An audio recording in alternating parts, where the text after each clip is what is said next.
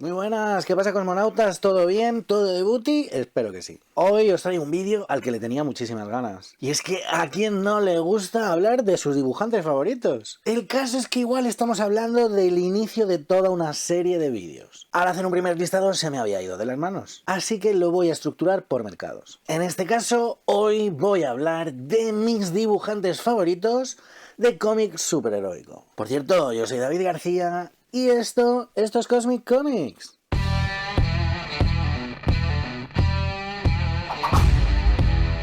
Dibujantes, esos magos que como demiurgos sacan de la nada con sus lápices y sus pinceles historias, ambientaciones y todo tipo de creaciones. Si bien una buena historia con un buen guión bien estructurado y coherente será normalmente algo muy importante, sin el dibujante la cosa sería totalmente distinta. El secreto de su éxito muchas veces está en el apartado gráfico. Más allá de los estilos, que para mí también son importantes, creo que la parte más importante del dibujo es la relativa a la narración o al uso del lenguaje del cómic. Y es que los dibujantes no son solo los encargados de esa narrativa, también lo son de la expresión de los personajes, de su creación física y de los escenarios y las ambientaciones. En definitiva, creadores de todo un entorno gráfico que diferencia el cómic de otras artes narrativas. Para mí hay dos factores imprescindibles a la hora de valorar un dibujante. Por un lado, quizás el más importante de todos,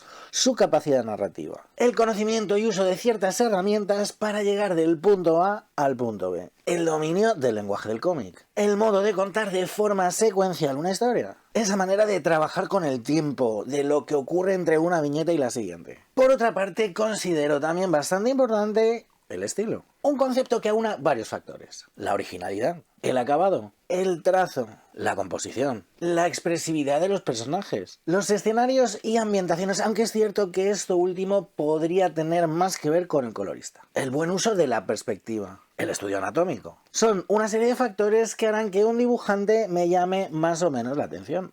Y en este sentido, al contrario que la capacidad narrativa, que sí que es un poquito más mesurable, bueno, pues muchas veces van a ser conceptos algo más subjetivos. Como digo al principio del vídeo, voy a centrarme hoy nada más que en dibujantes vinculados al mercado superheroico. Mi idea es que si tengo tiempo y ganas, más adelante pues haga otros vídeos de este estilo, hablando de dibujantes de manga, de europeo o nacional o de indie y underground. Pero basta ya de cháchara vacía y vacua y vamos al meollo del asunto, a lo importante, que en este caso son los dibujantes. Vamos al lío. Quizás no sea el mejor ejemplo de dibujante de superhéroes, pero es que Will Eisner es el padre de todos los dibujantes americanos. Además, su Spirit pues sí que tiene un toque, un puntito, bueno, que sí que se podría relacionar un poco con el cómic de superhéroes. Will Eisner fue un auténtico artista puntero en su tiempo que además ha llegado a ser uno de los grandes teóricos de la narrativa en el cómic. Además de un estilo claro y expresivo, con cierto sabor a cartoon, supone un antes y un después en cuanto a tratamiento narrativo. Además de la clara influencia de estilo, que será copiada hasta la saciedad, es precisamente la capacidad y análisis narrativo del maestro lo que ha hecho que su nombre esté ligado a los premios más importantes del mercado americano. Y es que más allá de haber acuñado el término novela gráfica, un término no exento de cierta polémica y que fue creado para poder entrar en las estanterías de las librerías convencionales, Eisner fue el primer teórico de la narrativa. Es una delicia sumergirse en sus libros de divulgación sobre narrativa. Yo tengo la narración gráfica y el cómic y el arte secuencial. Dos obras en las que ahondas sobre el lenguaje del cómic. Un estudio serio y profundo, pero al mismo tiempo muy asequible. Una lectura obligatoria para cualquier creador de cómics y muy recomendable tanto para los críticos como para esos lectores que buscan llegar un poquito más lejos. Por cierto, que si te está molando el vídeo le puedes dar un buen like, te puedes suscribir si todavía no lo habías hecho y ya sabes que si le das a la campanita activas las notificaciones para poder estar al loro de todo el contenido que sacamos aquí en Cosmic Comics. Danos un like ahí de boutique que nos viene de maravilla. Jack Kirby es una auténtica explosión de creatividad. creador de franquicias tan icónicas como los Cuatro Fantásticos, los Vengadores o los X-Men. Con un estilo que solo podría definirse como un auténtico puñetazo en la cara, Jack Kirby se encargó de dar forma tanto a la Timely de la Edad de Plata como a la recién nacida Marvel de los años 60. Pero más allá de su participación en algunas de las series más importantes del momento, es su estilo, su forma de contar las cosas lo que supuso un antes y un después dentro de la historia del cómic. Tremendo creador de criaturas y monstruos durante la Edad de Plata en Timely, algunos de ellos rescatados más adelante, otros que perviven en la memoria de los fans más pulp.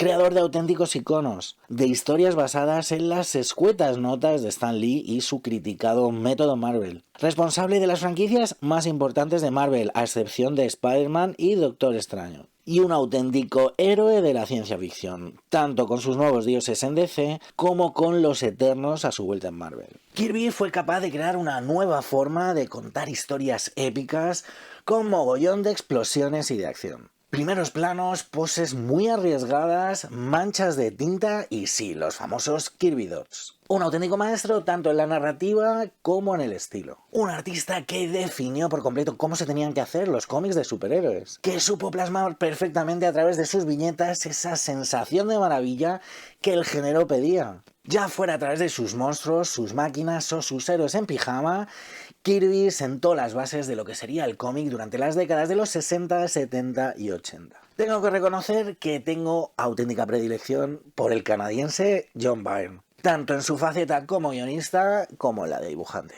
En todo caso, creo que son dos aspectos de su carrera que no pueden ser separados. Y si Jack Kirby sentó las bases de lo que sería el cómic superheroico, John Byrne, o Byrne, como decíamos hace unos años, fue el creador de la modernidad. Su dinamismo, su capacidad expresiva y esa forma que tenía de contar esas historias alucinantes serían lo que pasó a llamarse más adelante clasicismo, siendo entonces algo realmente nuevo. Sí, Byrne puede considerarse hoy en día un dibujante de estilo clásico, pero hay que tener en cuenta que en su momento inventó una forma nueva de dibujar y narrar cómics de superhéroes. Es cierto que como la gran mayoría de dibujantes de este género tenía ciertas limitaciones que venían de la mano de las malditas fechas de entrega en su mayoría, como el problema que se le achacaba a la hora de dibujar fondos, o de no hacerlo. Más allá de todo eso, Byrne nos ha brindado algunos de los momentos más épicos de la historia del cómic de superhéroes. Su sensacional Hulk, su Alpha Flight, su Superman, sus Cuatro Fantásticos y, oye, sobre todo, para mí, su Patrulla X. Byrne nos enseñó la importancia del ritmo narrativo, del estilismo gráfico, creador de un estilo imitado y pulido 1000 veces hasta hoy. Byrne nos enseñó que los cómics de superhéroes pueden ser algo muy serio y muy profundo y muy divertido y muy entretenido al mismo tiempo. Con una capacidad brutal de dotar de vida a sus personajes, para hacerlos caminar por sus viñetas con naturalidad, e incluso para experimentar a nivel metacómic como hace en la sensacional Hulk, rompiendo la cuarta pared y haciendo esas transiciones tan espectaculares que se nos marca el tío. Si hay algo que me flipa de los años 80 es la cantidad de autores que hubo que abrieron caminos. Walter Simonson fue sin duda uno de ellos. Encargado entre otras cosas de Thor o de Factor X, su estilo fue un creador de estilos, un auténtico creador de tendencias. Y es que la capacidad de síntesis de este autor ha sido repetida una y mil veces. Masterizada por autores como Mike Mignola, del que ya hablaremos en otro vídeo, ya que está más vinculado al mercado indie, por así decirlo, que no al superheroico. Y es que además de esa capacidad de síntesis tan característica, Simonson supo utilizar una narrativa fluida, supo crear sensación de fuerza, de vigor, pero también de velocidad. Sus números de Factor X son especialmente buenos para mí. Apoyando a los guiones de su esposa, Louise Simonson, nos retrató a los mutantes como nunca antes habíamos visto. Su diseño de personajes es brutal, su capacidad para transmitir prácticamente increíble. Esos trajes ajustados, ese apocalipsis, pesadilla viviente de los humanos, ese rediseño y transformación del ángel en muerte. Si la sencillez y la síntesis es un valor, desde luego Walter Simonson tiene ganadísimo su lugar en el Olimpo de los dibujantes de cómic superheroico. Y en este punto llegamos al que sea probablemente mi dibujante favorito del mercado de superhéroes, Bill Sienkiewicz. Tanto a nivel narrativo como de estilo, este tío es una auténtica bestia. De formación clásica, la evolución del Sienki ha sido una auténtica burrada. Pasó de ser un clon de Neil Adams a llegar a tener un estilo totalmente personal y también muy imitado por otros. Ya en trabajos como Los Nuevos Mutantes o La Sombra aportaba un estilo que no habíamos visto con anterioridad. Un trazo enérgico y duro, fuerte, expresivo, una composición de viñetas influenciada por su conocimiento de la historia del arte, un sentido narrativo totalmente marcado. Pero es cierto que donde gana Sienkiewicz es cuando se encarga al 100% del apartado gráfico, incluido el color. Es en trabajos como Electra Asesina y sobre todo Straight Toaster, su obra más personal, donde podemos apreciar todo su potencial artístico. Si algo define a Sienkiewicz es su capacidad para experimentar, para introducir en el cómic estilos y técnicas pictóricas, cercanas en algunos casos al modernismo, en otros a la secesión austriaca y también en algunos casos al expresionismo. Y todo ello consiguiendo que no nos duela demasiado la cabeza. Esa experimentación vanguardista es la que lo hace único. Y de un dibujante experimental nos vamos a otro totalmente clásico. John Romita Jr. Sí, seguro que hay quien se pregunta que por qué hablo de John Romita Jr. y no de su padre. Habrá quien incluso solo se pregunte que por qué hablo de John Romita Jr. Pero bueno, el caso es que estoy mucho más familiarizado con su trabajo que con el de su padre. Con John Romita Jr. he crecido, desde sus primeros pasos en la Patrulla X al Spider-Man de Straczynski. Y es que la evolución de este autor es también sobresaliente. Un maestro de la narrativa, no hay combate que Romita Jr. no sepa plasmar con épica, dinamismo y sentido de la maravilla. Pero además el estilo, muy criticado por algunos, que busca la sencillez de las formas, la síntesis, es de una pureza abrumadora. Con un rollo similar a Frank Miller, del que hablaremos en otra ocasión, consiguió depurar su estilo totalmente, alejándose tanto de este como de su padre. Y es que si algo podemos decir de Romita Jr. es que es un auténtico currante. Es cierto que ha tenido etapas mejores y peores. Su Superman de Bendis en Action Comics no fue su mejor momento. No estaba motivado. Sin embargo, su vuelta a Spider-Man, un personaje para el que parece haber nacido para dibujarlo, bueno, pues ha sido bastante guay. Sé que es un tipo que no convence a todo el mundo, a mí me encanta. Ya sea en momentos más clásicos al inicio de su carrera, donde me encanta, como tras su evolución. Sí, dibuja las cabezas cuadradas y muchos personajes parecen el mismo. Quizás la expresión no sea su fuerte, pero lo compensa en otros puntos de su estilo, que es una maravilla. Tiene una capacidad de síntesis y narrativa que, bueno, pues ya quisieran muchos de sus contemporáneos. Y si estamos hablando de la Liga de los Dibujantes Extraordinarios, aquí no podía faltar Alan Davis. El británico nos sorprendió y mucho con el Capitán Britannia, igual que en sus colaboraciones en anuales y especiales de la Patrulla X, pero realmente donde se dio a conocer fue en Excalibur. Este tipo tiene un estilo tan influyente que aún hoy en día autores como Brian Hitch, que directamente empezó clonándolo, todavía no se han podido separar de esa influencia. El británico tiene unos conocimientos técnicos abrumadores, un rigor anatómico y de perspectiva de maestro del Cinquecento, una expresividad acojonante, una forma de plasmar la belleza del ser humano increíble y una imaginación desbordante. Es cierto que se le puede achacar en algún momento la hipersexualización de sus personajes, sobre todo las mujeres, algo bastante común en los tiempos en los que más se prodigó este maestro. De narrativa correcta y fluida es sobre todo su estilo lo que es una auténtica preciosidad.